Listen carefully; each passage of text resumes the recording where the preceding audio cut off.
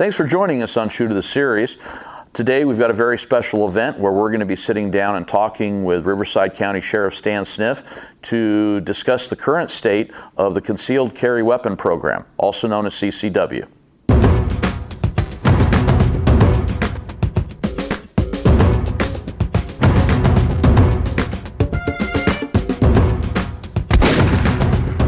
Thanks for joining us on Shoot of the Series. My name's Ed Thorell from Firearms Education and Training, and today we're joined by Riverside County Sheriff Stan Sniff, and we're going to talk a little bit about the Carry Concealed Weapon Program, or the CCW, and kind of see where all that's at. Stan, thank you very much for joining us this morning. We really appreciate your time. Good seeing you, my friend. Good seeing you too. We ready to go here? Surely. Outstanding. Maybe you could tell us some of your feelings about the Second Amendment and how that fits into your policy of the CCWs. Well, I've been a long-time member of the shooting community, all the way back to being a young man and reloading ammunition at home on an RCBS Junior, primarily with handguns, some rifle, a lot of shooting. In more recent years now, I've gotten really interested, probably for the last 15 years, in SAS, so the Cowboy Action Shooting Venue, with the old style stuff, and it kind of fits with the venue of being a sheriff anyway. And then even more recently now, because I've always had a difficulty hitting the aerial clay targets, I've gotten a little bit more involved in trap shooting. And so I've been having a fun time doing that, but really I've personally been involved in the shooting sports and enjoy everything that goes bang. So as I became a sheriff, I had more and more influence in some of the policies of the department. Our department, as you probably know, Ed, has been a little bit more recent joiner into the Second Amendment community. And we've had great sheriffs before me, but most people are aware of the two counties, San Bernardino and Riverside, that San Bernardino has had a much longer and richer history on firearms. A little bit older sheriff's department as well. And so when I came to office in 2007, we still had a very conservative trend on carry concealed weapons permit issuance. And I had a little bit of a problem initially, as you're well aware of, with the prior sheriff, where they were selling badges for cash and got involved in also compromising the CCW process. So the first couple of years, we got all that cleaned up. We did it quite a bit differently than occurred in perhaps Orange County that caused a big backlash. We did it as they came up for renewals. But after that first 2-year cycle, when we brought all the CCW files current, and some of which I inherited had not a shred of paper in them at the time, so it was a little bit of a high-risk venture. But after that first 2 years, we throttled it up, because frankly, when I came to office, I was not really frightened of firearms. As I mentioned, I'd grown up with them and been a participant in it, and so I was not interested in not supporting Second Amendment rights. And so whether it's open carry at the time that I defended, whether it's participation in the shooting sports, I've pretty much been a nonstop advocate out in the community for participation in all the Second Amendment activities, protecting it, and I work very closely with all the organizations that most of your viewers are very familiar with, specifically NRA, California Rifle and Pistol Association, and certainly Gun Owners of California. Excellent, excellent. So how has the CCW program expanded in the past few years, and how did the terrorist attacks in San Bernardino and Las Vegas, how did that affect the CCW program? Well, historically, as I indicated earlier, the CCW process has changed, and really it dates back to even well before probably Ben Clark in the 50s and 60s, but it was just a handful of people close to the Sheriff's Department that were issued. I know from talking with Coyce Bird, who lives out in the area where you live out in southwest Riverside County, when he left office in the early 1990s, he had probably something less of 200 permits. There were probably 500 permits when I first came on board. Many of those were actually compromised to some degree. Some good people, but probably not adherents to the statutes in California very well. So our department had mightily expanded after that first 2-year cycle that I mentioned, where we brought them all up current, same standards applied to everybody, and then pretty much opened up the throttle to add more and more CCWs. Along comes the terrorist incident in December of 2015, and that unfortunately caused a gigantic spike in the demand. The cycle time in Riverside County Sheriff's Department after those first couple of years and up to that point had gotten down where typically people were getting permits maybe as quickly as 30 days, whatever the lifespan return typically was the leash line on that, all the way up to about 3 months. Now those, and Josh will talk to that later, those that don't get all their stuff in order, don't do their training on time, they cause their own unnecessary delays. After that point, we were deluged. And it was also unfortunate at the same time when the Riverside County Sheriff's Department, as part of the other county departments, was hit with massive budget cuts as the county went through a major contraction on funding. So sheriff, DA, probation, public defender, all of us got badly hammered. And so what that underscores is we suddenly had a precipitous drop in funded staffing positions at the same time in the CCW issuance that really interest in that spiked. And after the terrorist incident in San Bernardino, those were followed by other mass shooting incidents which continued to end up stoking the increase in it. And all very, for good reasons, and certainly the department supported, but it was very hard for us to end up allocating money that we didn't have to meet that increased demand while that was occurring. So, and the other thing too, and I think most of your shooting viewers are well aware of, is Department of Justice, where those live scans go up, has also had some funding challenges over the last couple of years. And at one point, particularly in the blogs that I noticed, the live scan returns were inching toward 5 months in some cycles, which really took it out of everybody's hands waiting for that. It's good now because, as you know, they reallocated money and staffing to that, and so DOJ now processes them very quickly. But all of our CCW processes across the state are highly dependent on how well that's staffed or funded at the state level. So fast forward to just a month and a half ago in Riverside County, after 2 back-to-back devastating budget cuts, and I mean on the order of well over $72 million, and a precipitous drop in our staffing, particularly those staffing issues where we're dealing with calls for help from the public. Awful hard to look at my personnel and say, even though we don't have enough deputies to handle calls for help from the public, in some cases we're operating with 2 and 3 deputies for 1,500 square miles, and you're way behind with long response times. It's very hard to reallocate more and more for CCWs. And the problem for the Sheriff's Department is, and I hope most of your viewers understand that, by law, the Sheriff's Department has to take an application from anybody in the county because that's the Sheriff's jurisdiction. Most cities in this county do not issue CCWs, and that's okay when I've got adequate funding. But it's awful hard for me on a business model when I lose $200 in taxpayer dollars subsidizing each and every CCW to pull deputies that I don't have, including working in the jails and working in our courts and our coroner's operation to take care of communities where the bulk of the population is, that have their own police department, their own police chief, and could certainly issue, but choose not to because they don't want to pull their people off the street. So it's a tough one for all of us. The department has done the best it possibly could.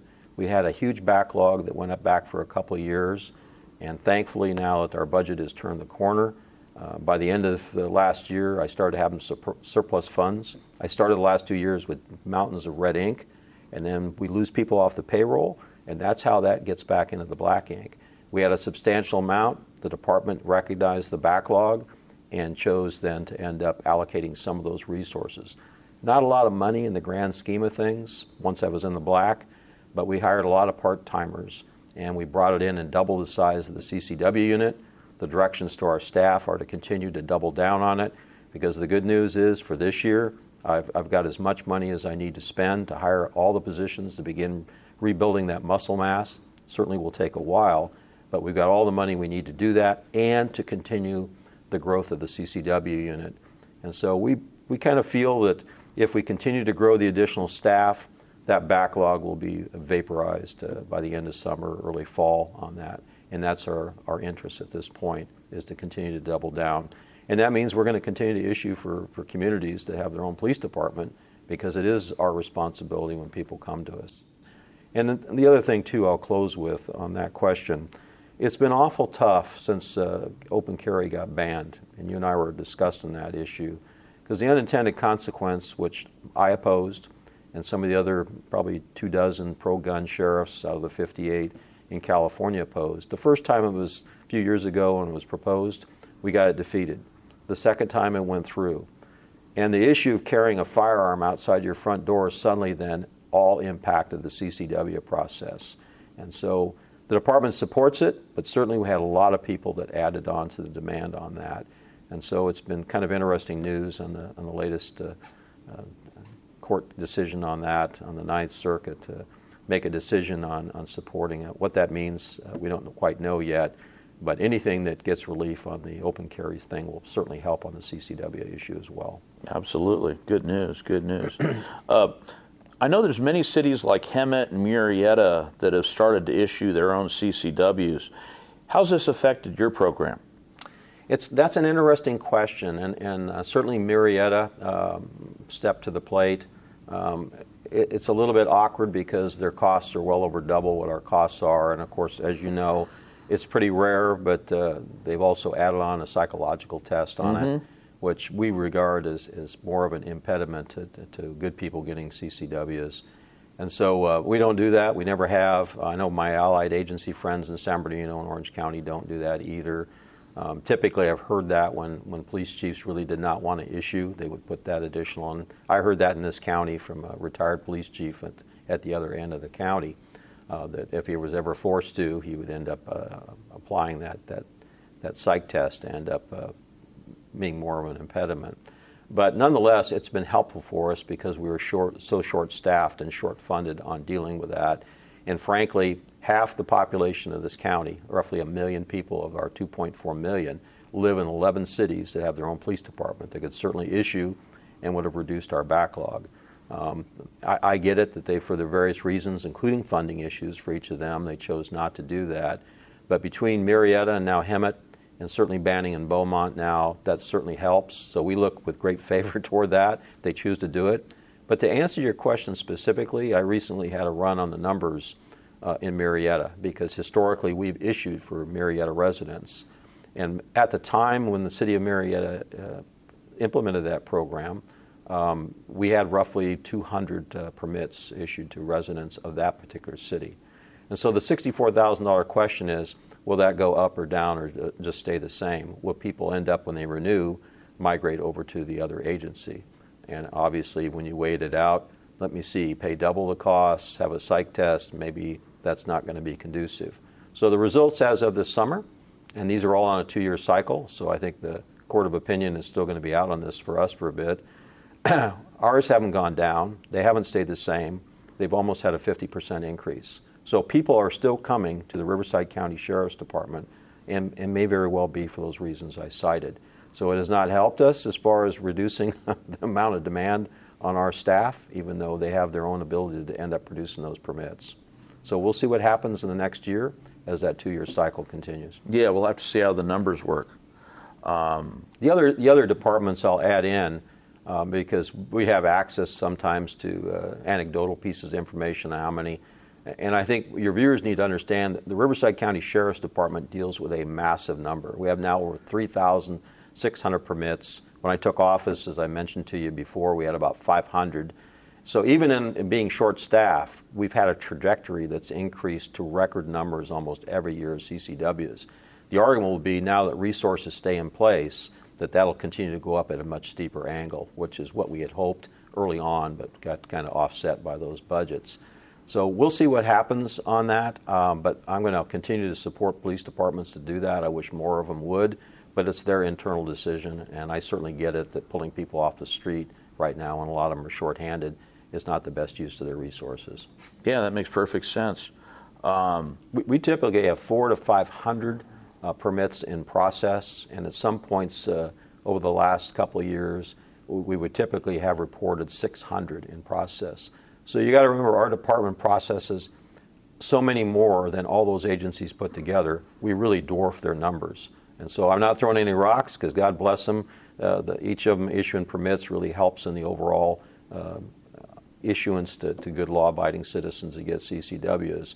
But we just have a massive number that we deal with in the Sheriff's Department. And I'm thankful, and you've met some of them and some of the other people that have CCWs.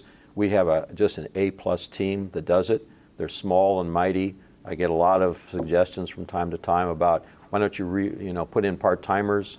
The CCW unit itself tries to end up mitigating a lot of that, because every time they swap somebody in, they bring them up to speed training, and then they move on, it just causes a disruption in their workflow.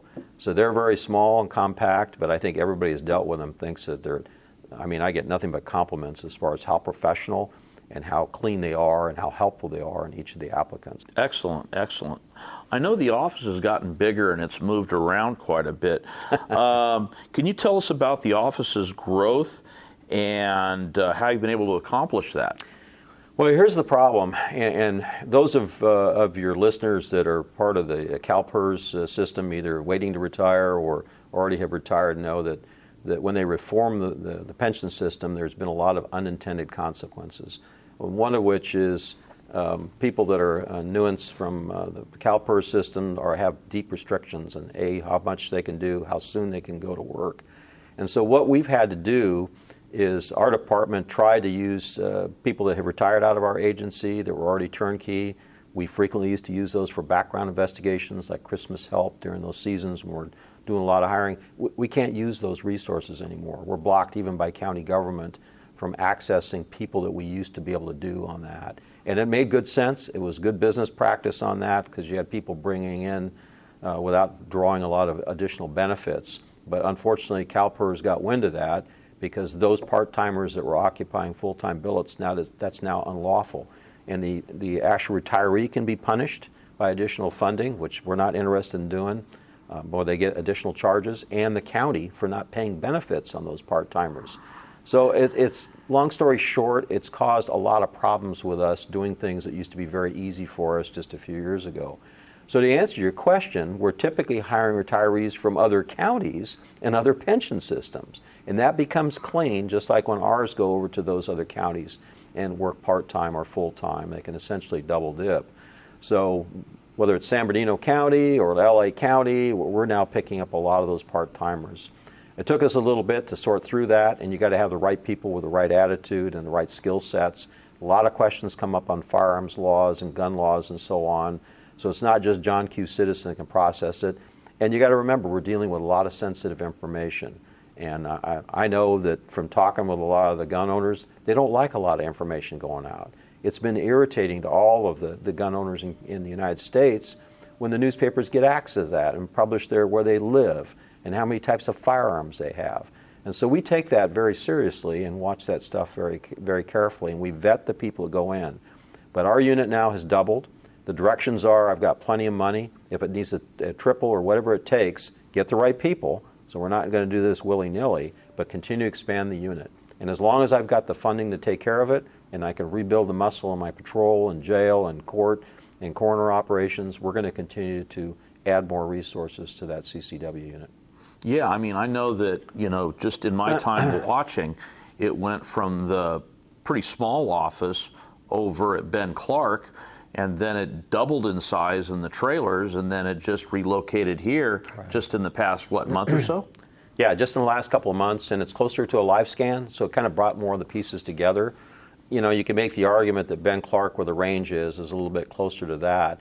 But so far, the feedback, and that'd be something you can certainly talk with the CCW Sergeant Josh Adams, but the reality is I'm thinking it makes all the pieces to operate that much smoother. And the economy of using good movement of materials and being close by and also close to where they're being approved, because that's in the same building as well, it really has helped out quite a bit, I think. Yeah, it makes sense to have it centralized. Right. So I think in the long run it's going to be a good decision. The other thing, too, just to touch upon it, was recommendations from the CCW staff came up over the last couple of years.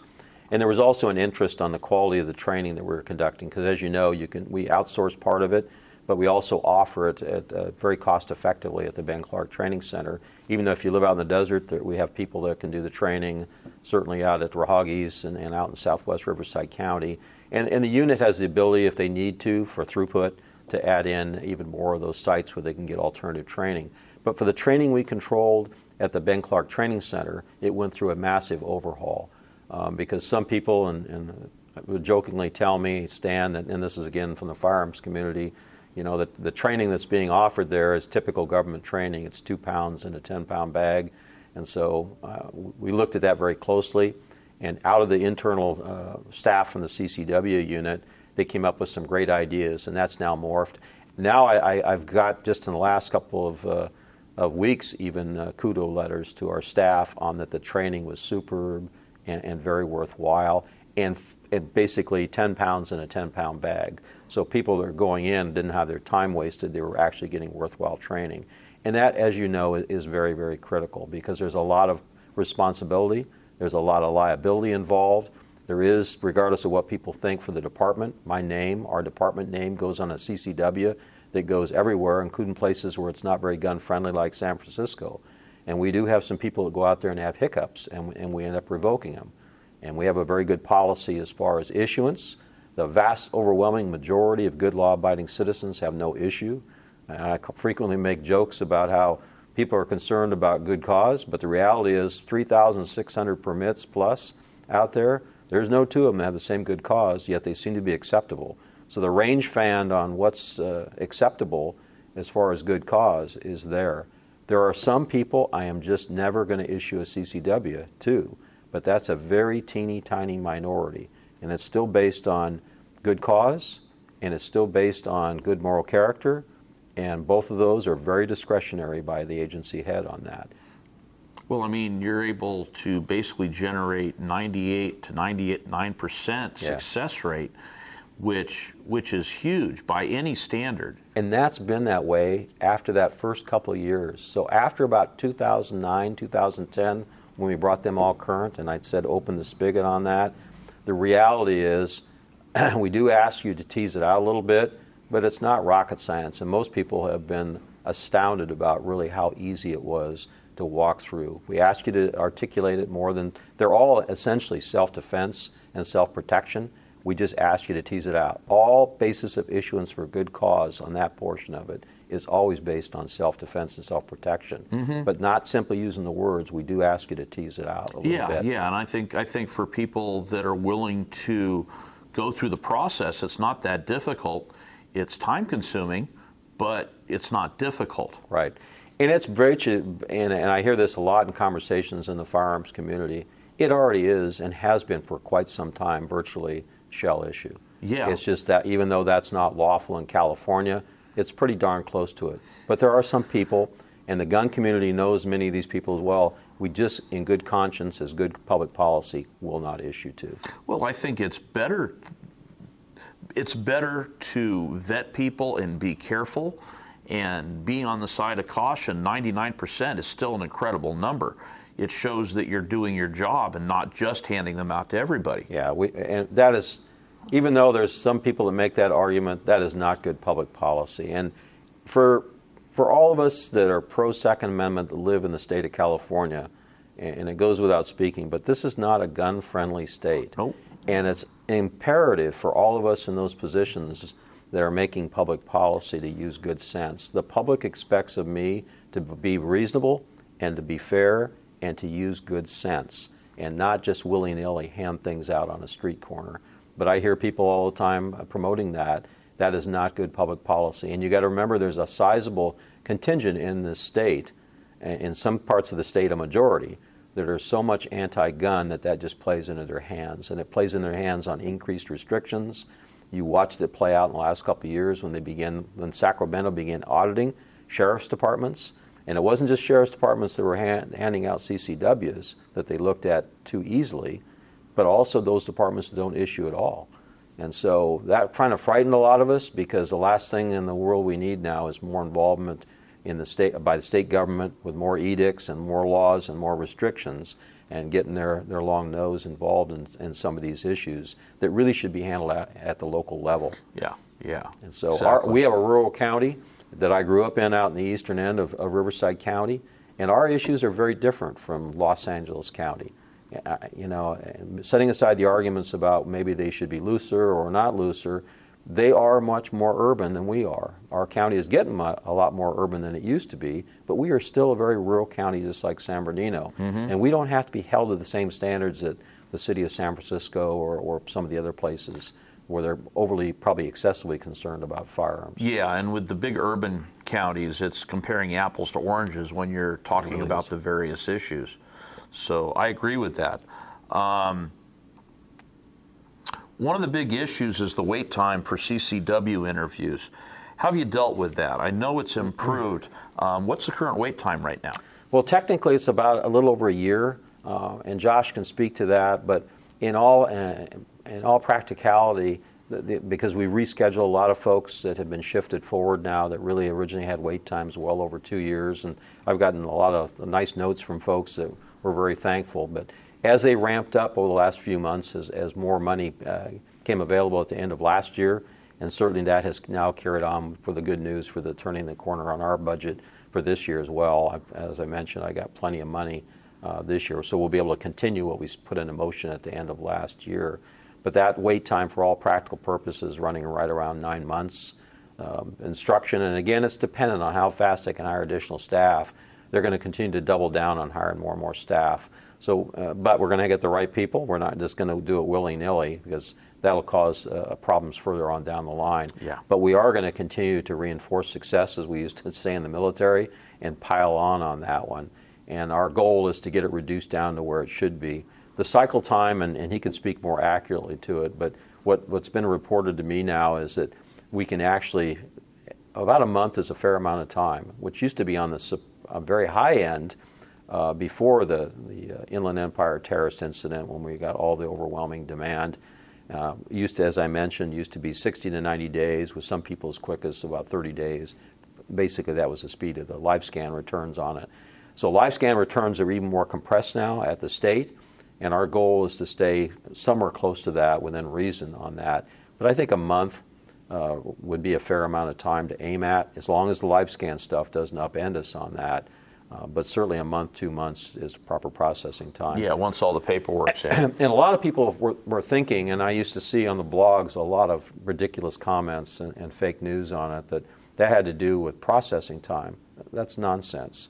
The processing time has always been the same amount of speed, as long as the applicant is doing what they're supposed to do at the right time and place. If they don't do what they're supposed to, I've got one story I heard yesterday that somebody's been asked for a birth certificate 9 months ago, still hasn't. Well, that hangs up the whole process on it. And our instructions to our staff is, don't waste time on people like that. They're either going to end up complying because it's all above board, but we'll end up seeing probably more and more folks, I hope, that continue to apply. And I certainly, when I'm out in the communities, encourage people to end up doing it. But I tell them it's a lot of responsibility. Securing a weapon, going through the proper training, securing it at home.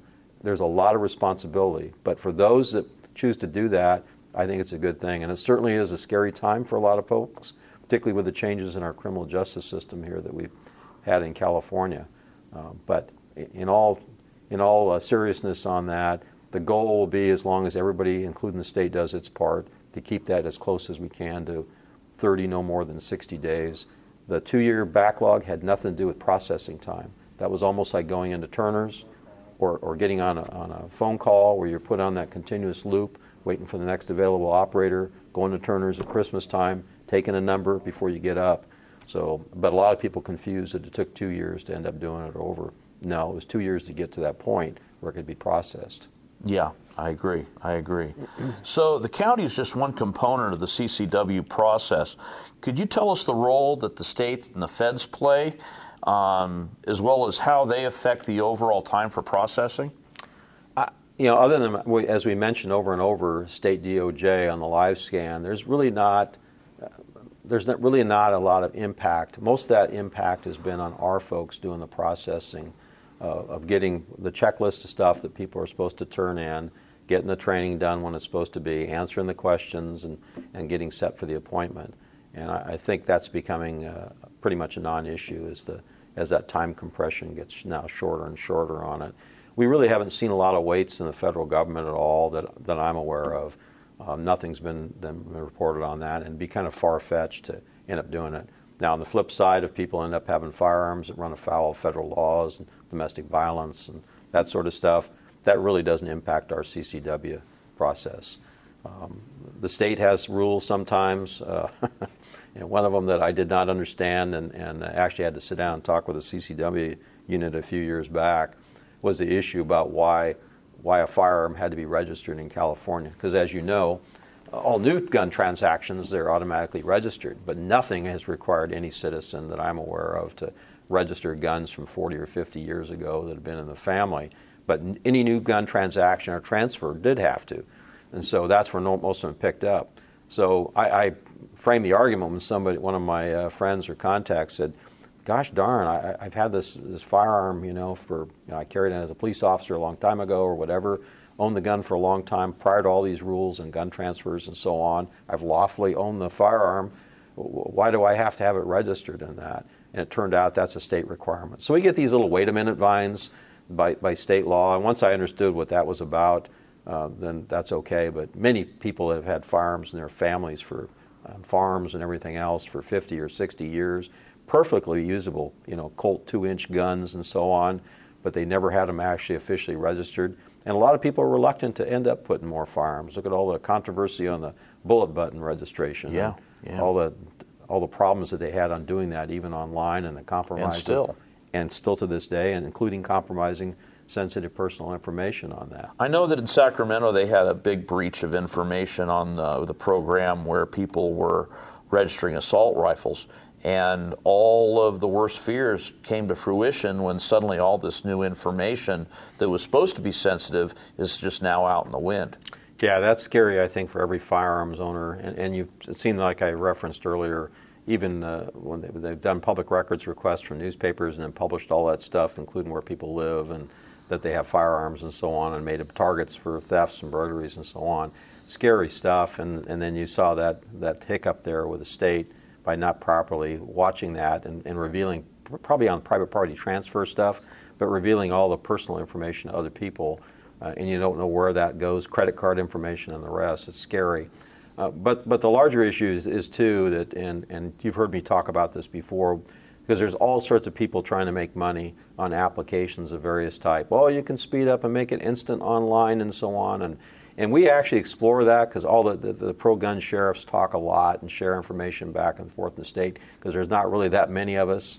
And many of the police chiefs in the state now are much more liberal against assault weapons and so-called modern sporting rifles and a whole variety of different things, open carry, as we mentioned earlier.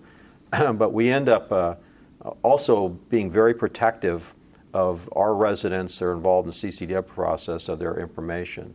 And many of those third-party applications are proprietary to those individuals.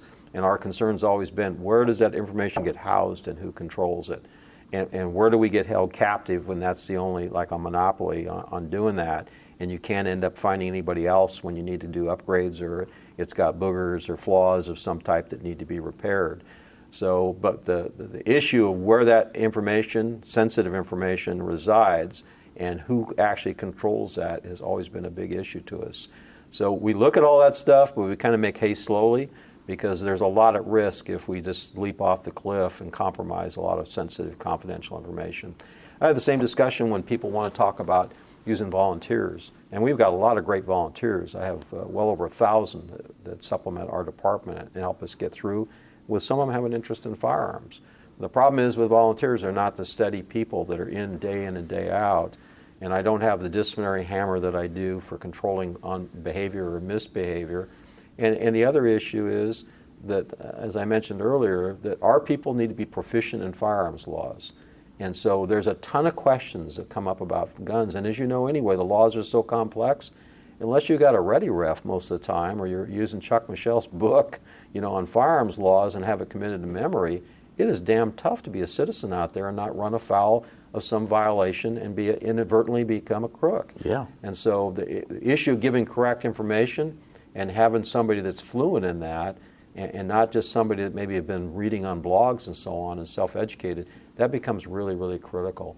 And so that kind of mitigates us against just putting Tom, Dick, or Harry inside the CCW unit just for the purpose of speeding it up and losing control of information or the quality of that process. We still have a responsibility to vet everybody that's going to carry a concealed, loaded weapon out in the public place. That being said, most of them can qualify, but we still have that responsibility to look closely at that and not just willy-nilly rubber stamp those. So the good news is that money started to end up being freed up, and the fear for us when we moved forward on this a few months ago was that I would be hit with another cut this fiscal year on July 1st. That did not happen. And thank goodness the Board of Supervisors realized that we were in a bad way. And so this year I've got more than enough money to cover my hiring needs. That'll be a challenge to get enough bright men and women to come into the department. And as you know, that's a long process for a deputy and a police officer. It takes about a year to create an entry-level one. But we're moving quickly on that, and that also allows me to keep allocating money to support the important CCW process and get that repaired. So what I see happening is the trajectory of how we increase the number of CCWs is going to go up at a steeper and steeper angle because the demand is there. It's just our ability to process it, that throughput was not there over the last couple of years. But it has not let up. In fact, the interest in CCWs, there are a lot of people out there that hate guns, and so they view the department as a tool to some of the gun rights groups and so on, and that's unfortunate.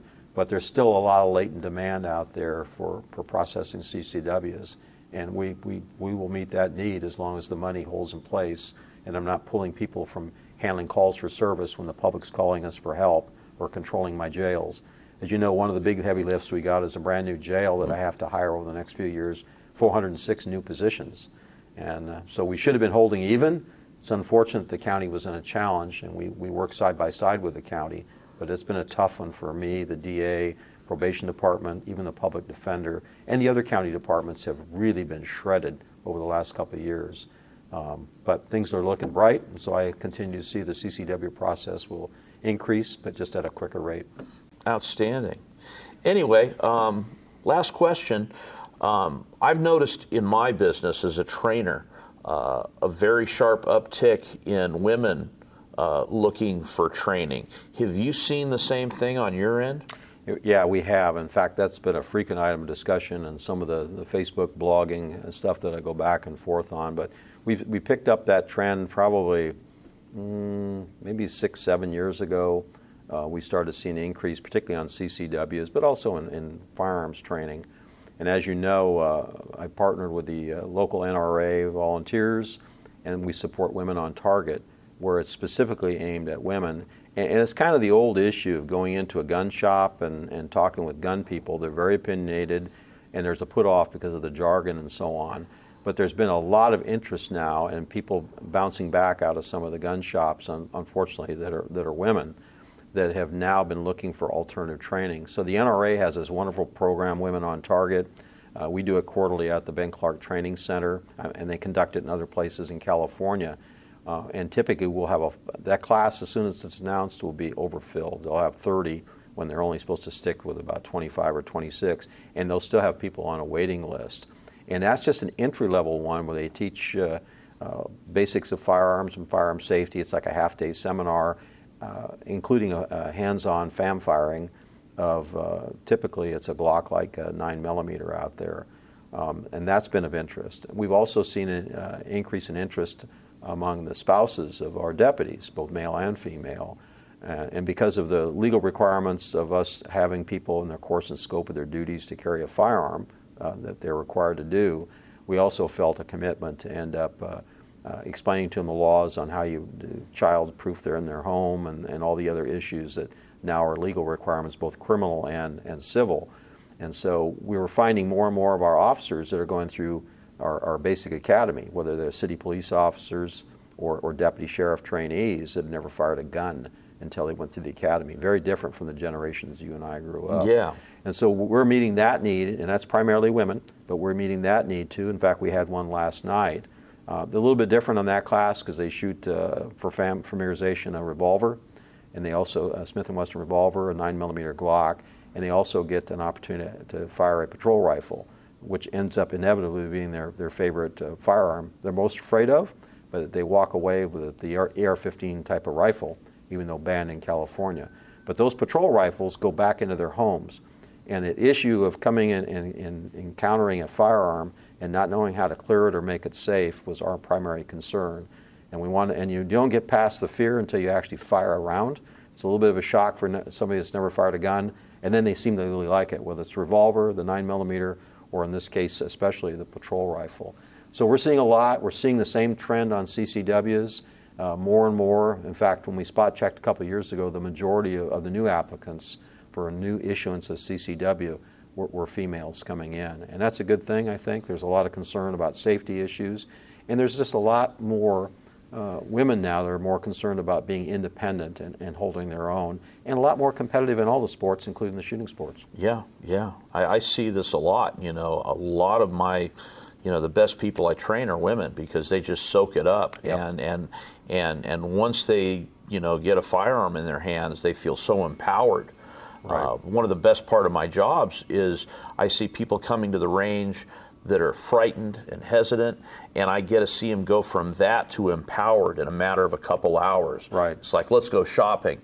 And, I get a lot of joy from seeing people just completely turn a corner, a game changer.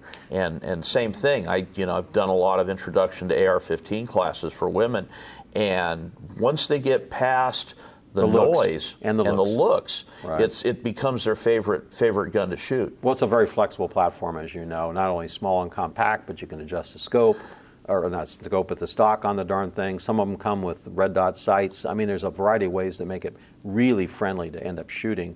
Very low recoiling, very flat, very accurate. Space age, aluminum and polymers and that type of stuff. A lot different than the old military-style heavy rifles. It's much easier to shoot, and because it's so easy to shoot and so easy to manage, it becomes everyone's favorite.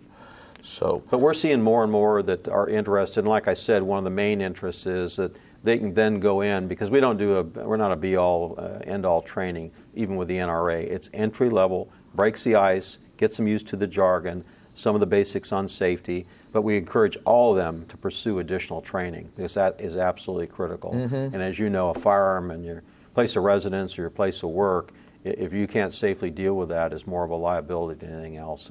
It's a good protection mechanism, but it's also critical for you to end up training and exercising that as well, not just putting in a drawer and forgetting about it. That is an accident waiting to happen. Absolutely. And I get a lot of people calling me. It's like, hey, I've got this gun in my drawer I've forgotten how to use. Yeah. And I get people saying, well, how many times do I need to go to the range before I'm ready? And I equate it to a musical instrument. I said, you could hand me a guitar, but it doesn't make me a musician. Right. How many guitar lessons is it going to take you to become proficient? And it's like, I don't have a number for that. It's a matter of how much work do you want to put into it.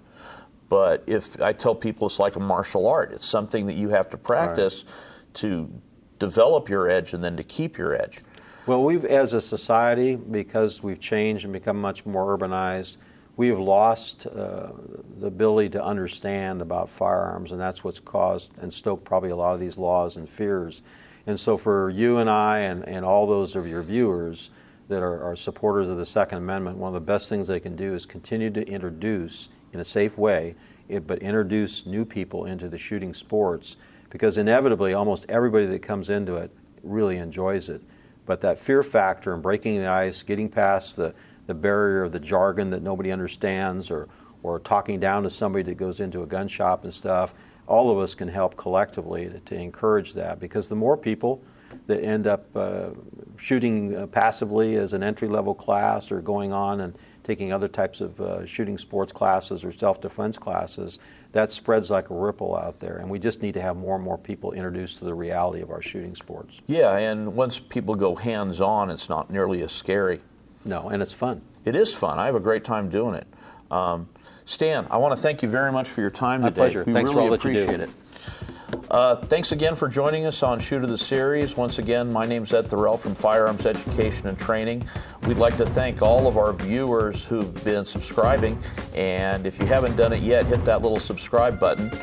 You can also find us in all of the various Facebook, Twitter, down in the lower third there. So thank you very much for joining us. Y'all take care.